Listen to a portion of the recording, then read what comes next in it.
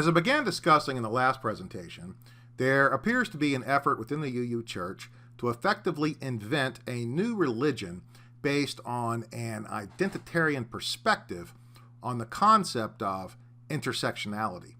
I'm going to confront what appears to be the spearhead of this movement, the theology put forth in Turning Point, Essays on a New Unitarian Universalism.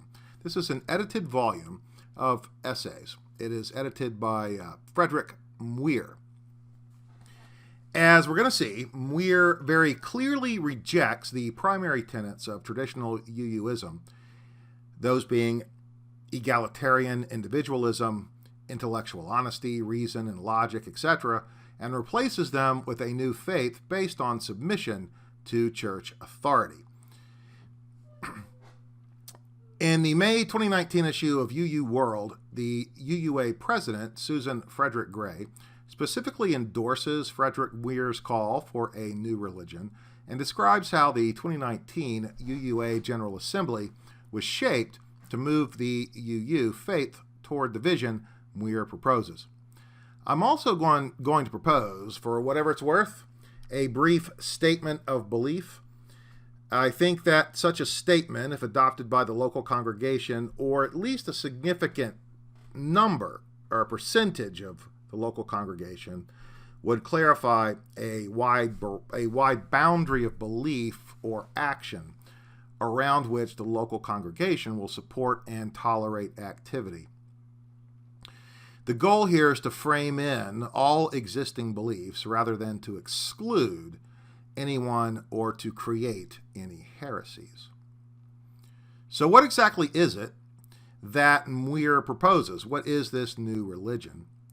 To answer that, I'm going to focus primarily on Muir's lead essay in Turning Point.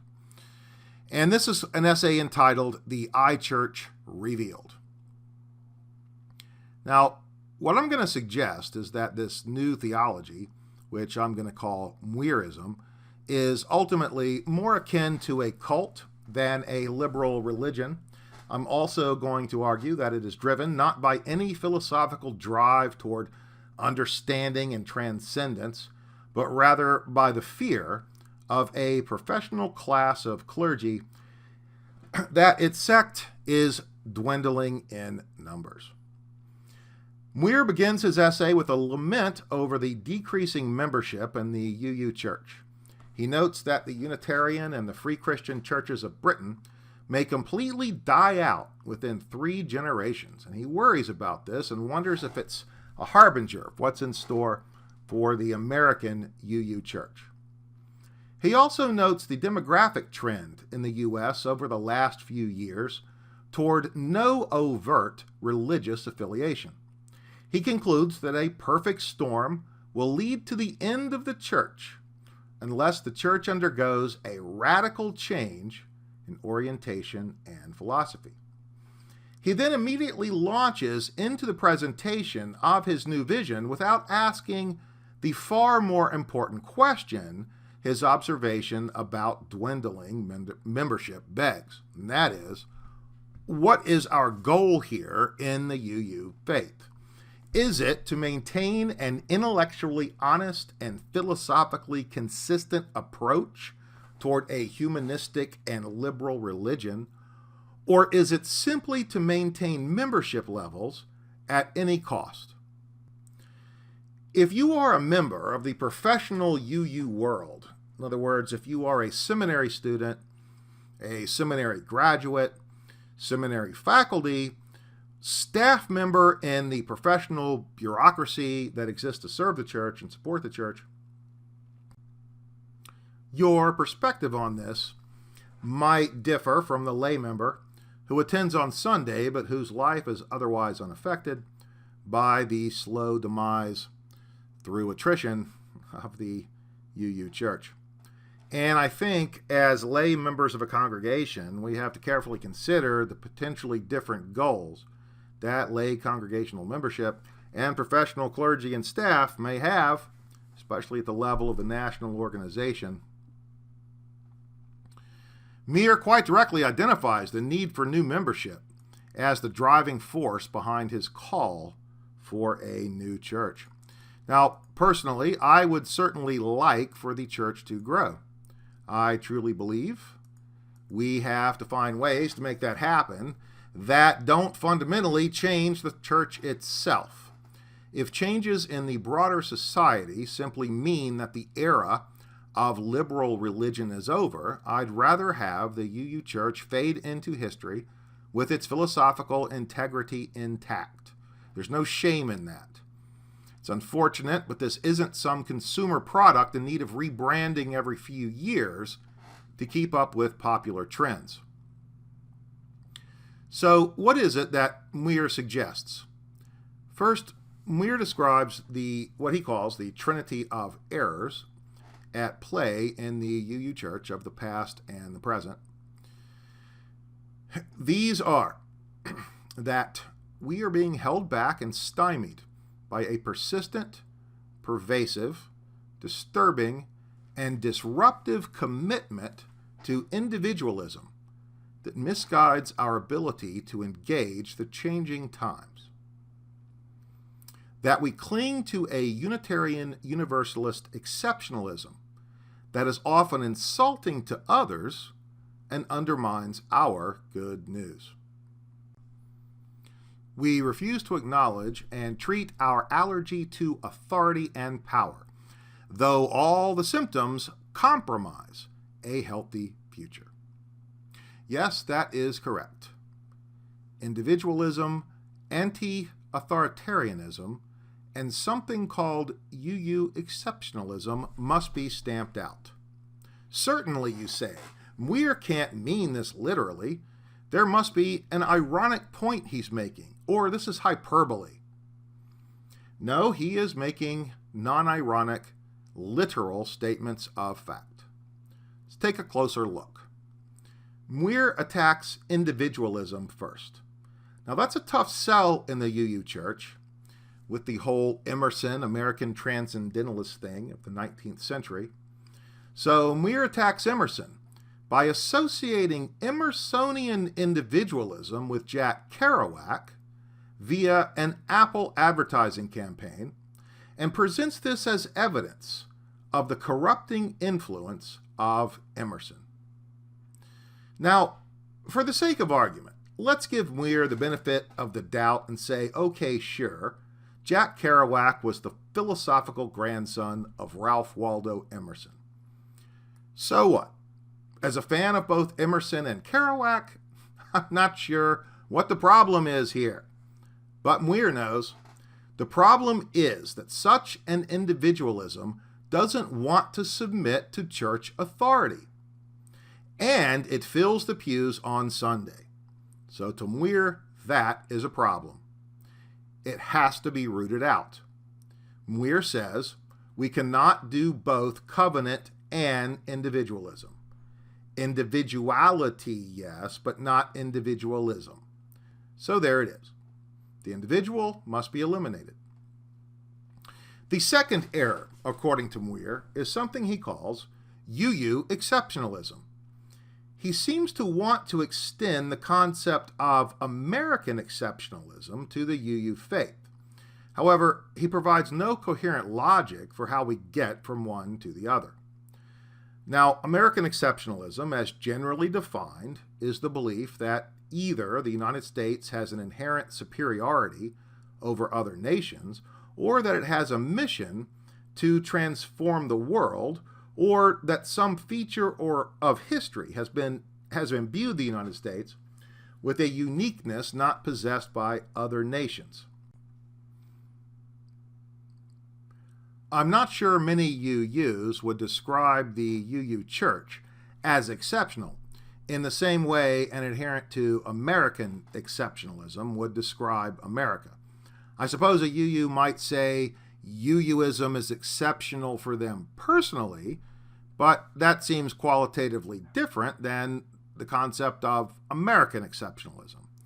Also, if Muir is making the argument that an affinity for a particular faith constitutes exceptionalism, I don't see how the new faith he proposes would avoid the same pitfall. Finally, Muir addresses our allergy to power and authority. Again, he misrepresents Emerson in an unforgivably self-serving way. And rather than provide any legitimate scholarly analysis of Emerson, Muir resorts to elitist name-calling with the following quote from Benjamin Anastas. "The larger problem has been Emerson's tacit endorsement of a radically self-centered worldview. It's a lot like the Ptolemaic model of the planets that preceded Copernicus. The sun, the moon, and the stars revolve around our portable reclining chairs, and whatever contradicts our right to harbor misconceptions, whether it be birtherism, climate science denial, or the conviction that Trader Joe's sells good food, is the prattle of the unenlightened majority and can be dismissed out of hand." Yes, that's right. Your belief in the egalitarian individualism of Emerson is akin to birtherism and the claim that global warming is a Chinese hoax. Next, Muir presents a reinterpretation of Martin Luther King's beloved community. Originally, as Muir notes, the phrase referred in part to the idea that the divine indwelling equally graces all people. This is generally consistent with egalitarian individualism in that it leads to the idea that at the core of each human is a shared divinity. And it's this shared substance, whether you call it divine or think of it as Emerson did, we need to discover this shared humanity in order to bring about, for example, racial harmony. But according to Muir, the beloved community is something different. It is a society that radically transforms individuals and restructures institutions, which is to say, beloved community is shaped by what we know and feel as justice. Now, that sounds pleasant enough if we're speaking about a hypothetical future in which a hypothetical beloved community has been achieved. But what do we mean when we say what we know and feel as justice? I'm not sure how many of us today are willing to agree on what we know or feel to be justice. And in fact, such a statement would require deep agreement among all people on what exactly constitutes justice. As such, we would generally regard such statements as hopeful comments on what a future society might look like. But if responsibility for thinking about justice were removed from individuals and instead the requirements for justice were dictated by an authority, then we might be able to view Muir's statement as an actual call to action. Now, of course, to do so would mean we'd have to change a lot about the way we view the world. We'd have to change some very basic things about, for example, how we separate factual belief from opinion or idea. We would have to give up, for example, our individual faculty for assessing issues of justice and instead accept the statements of church leadership as truth. And this is exactly what Muir says we need to do. Muir claims that now is the time to change our epistemology into one that will accept truth as dictated by the church. Now, before we look at Muir's epistemology, let's consider our current epistemology.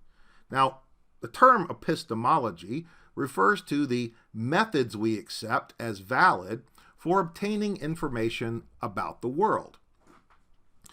So, for example, for most of us in the traditional UU church, I would say that our epistemology first is not likely dictated by the church. It's something we bring with us to the church. And I'd say it contains at least the following features. It believes that an objective reality exists, that our observation of that reality contains error so that we can't see it directly. Logic and reason are our most effective tools for understanding that reality, but that we never have a handle on truth. All of our observations and beliefs are subject to change and revision as we acquire new information. Now, I'm going to state that or list that or list those as elements of a standard epistemology that I think most UUs probably hold, probably bring with them to the UU church. So what should this new epistemology be? Well, it isn't entirely clear, but it certainly isn't the above. Epistemology is said by Muir, quoting the author Jacqueline Lewis, to be, epistemology is nothing more than an invitation to think about how we know ourselves and the things that surround us in our everyday lives. Now, I'd say it's a good bit more than that. I'd go so far as to say if we can't define our epistemology, we really don't know what it is that we believe. Now, if the above quote simply sounds like a platitude, without actually being a call to action, or without actually saying something useful, and rather than clearly defining what this new epistemology might look like or might involve, Muir cycles back around to the admonition to root out individualism, exceptionalism, and anti-authoritarianism within our ranks. Now, here's something else. He mentions the concept of storying. All right? Now, quote, this is a quote from Muir. We have an urgent need for what Jacqueline Lewis calls storying, which means telling, writing, and living the story of who we will be, who we are becoming. We must say and live how it is we want to know ourselves and the Unitarian Universalist story we want others to know. An epistemology that has, as all knowing does, ethical and justice consequences. So here we see a standard upon which the new epistemology is to be based. It's not to be based on an approximation or an understanding of an approximation of an objective reality. This is an important point to remember here. It's not based on that. It's not an attempt to understand an objective reality. Instead, it's based on its ethical and justice consequences. You understand it's an important difference. So it's an epistemology, a way of understanding the world, a way of obtaining knowledge and information about the world that isn't based on attempting to closely approximate an objective reality. Instead, it's simply to be judged by its justice, its ethical and justice consequences. So I suppose we could say, fair enough, if we're thinking about the long-term future of human society, the long-term future of what we might like to accomplish with the Unitarian Universalist Church, then certainly the ethical and justice consequences of an epistemology are critical to consider. But remember that we're talking about ethical and justice consequences within this context of storying, where, the definition of the individual is the collection of stories that society tells about the individual. I'll talk more about that in a second. So this begs the question, who gets to tell the story of justice? If our epistemology is all about creating stories, who gets to create these stories? Who approves the official stories, and by what criteria? Now, why would I even ask such a question unless I was myself an anti-authoritarian individualist, right? So clearly, we can't be that. We can't be anti-authoritarian individualists because we question this type of epistemology. Instead, we need to accept the authority of the church in these types of matters. Now, the remaining essays in the volume are written by a variety of primarily professional UUs, all of them in support of Muir's lead essay. There are no challenges to it. There are no criticisms of it. There is nothing but praise and attempts to extend it. The theme of giving up individual identity in favor of group identity and submission to church authority feature prominently. In Muir's second essay in the volume, entitled The Promise of Unitarian Universalism, he notes that the racial makeup of UU is changing over time, and that the UU Church must therefore appeal to a non-white audience if it is to survive. Again, we see that the genesis of the concern here is membership, church membership, keeping the church going. Anyway, so here's where we also start to see something else that I discussed in the last presentation, the identitarian implementation of intersectionality. Muir quotes author Jacqueline Lewis as follows: "Our identities are formed by stories told to us, about us, and around us. We are living texts formed by multiple, interweaving, competing, and sometimes conflicting stories that we receive from our culture via our parents, other adults, our peers, the media, and congregational life." She names the challenge that so many Unitarian Universalism congregations wish they could address. People and congregations are formed by stories. Leadership can create and sustain multiracial and multicultural congregations in spite of the counter stories that undermine the building of beloved community. The Trinity of errors is our counter story. We must restory Unitarian Universalism. So here we see the idea that the individual is simply the sum of the parts. We are not unique individuals, but living texts at the intersection of socially defined identities. We must get rid of individualism and instead view the individual as something to be restoried. Restoried by who? The enlightened clergy. As presented by its original authors, as I discussed in the last video, intersectionality is a framework or lens for viewing a manifestation of power. It is not an explanatory model of power. In other words, while intersectionality seeks to identify the manifestation of oppression at the intersection of identities, it does not explain why or how power differentials occur. Yet here, the suggestion is that stories told around identities are the cause of the strife, and that if everyone would just let church leadership tell the true story of how identities should interact, everything would be wonderful. So rather than look for shared humanity, the focus is on identity and difference. Rather than looking to the agency of the individual to perceive, understand, and act in the world, the individual is to simply accept the story told by the church. In the final postscript essay, Muir is emphatic that the Trinity of errors must be rooted out and the new church restoried. He clearly states the message as change or die.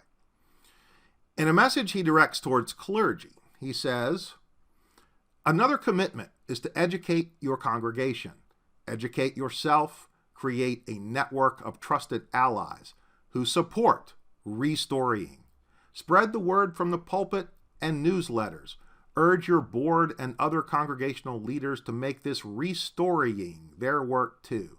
Look to see how the promises are embraced and articulated in your congregation's faith development program.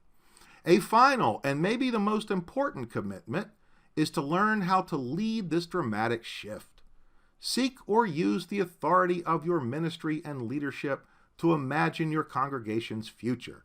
If you don't feel you have this authority, consider why you don't.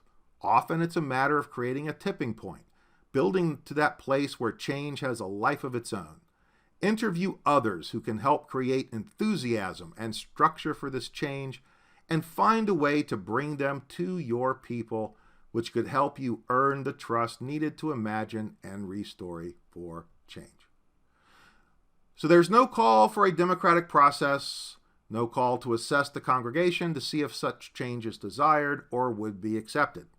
Instead, it's a call to change the very nature of the church from the top down. So that's where we are today in the UU Church.